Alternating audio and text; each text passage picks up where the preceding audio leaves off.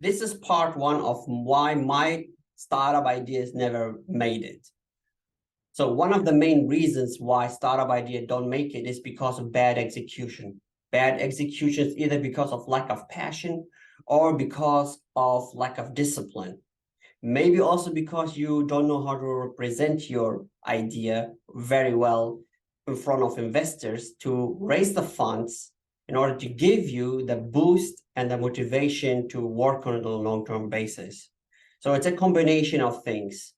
But if you've noticed that you are somehow running out of gas, you don't like the idea as much as you think you would like it in the early days of the venture, that's mainly indicated because what you're working on is not your passion. And sometimes also you like the comfort of having a job where you came from, especially if you are very skilled and you are highly educated and you came from a very stable job and now you jump into entrepreneurship and you feel like, okay, well, it doesn't feel like as smooth as I thought. And you were comfortable in your, I would say, bubble. Now you're not in your bubble, you're somehow walking on water, trying to swim and walk on it. It feels somehow different. And after a while, you might be somehow disappointed or discouraged because you don't see the progress that you expected. So bad execution is one of the main reasons why entrepreneurs give up and their ideas never make it. Or another reason why startup idea never make it is because they actually create a solution where there is no problem to solve. So it's actually more an illusion in their mind that what they're working on is solving a problem, but they never really looked into the desires and pains of the real customers they want to address. So one of the key, I would say, components of figuring out if your idea is worth pursuing is understanding your customers' desires and pain points. I will make another video about it, showing you how to figure out if you are really working on the right thing or not.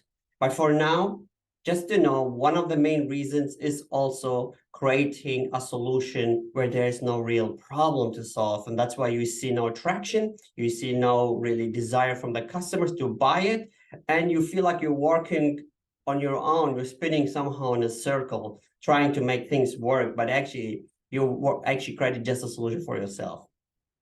Another reason that I have seen also from my experience in creating ventures and also building startups, investing in startups also is that most of the times they are addressing the wrong customer group. It means if you are in the early days, don't know who do you want to address, you will end up later spinning also in circles. Say, why is my idea not taking off? Maybe you're addressing the wrong customer groups. As an entrepreneur, you need to be very quick. You need to be agile when you test your idea. The first 6 to 12 months actually should be the time where you figure out who I want to address, who is the right customer, and how do I approach them? What do they want actually from me to solve in order to provide it to them? That's actually the question or the questions you need to answer in the first 6 to 12 months in order to be somehow successful later with your product and idea, if it makes sense to continue. So approaching the wrong customer group on a long-term basis can be very discouraging and also misleading. And that's why sometimes ideas don't flourish and entrepreneurs give up. I will make a second part of this video. You will see a link at the top where I will also talk more about other reasons why startup ideas don't make it. Click on this video after this one so you will learn more about other reasons.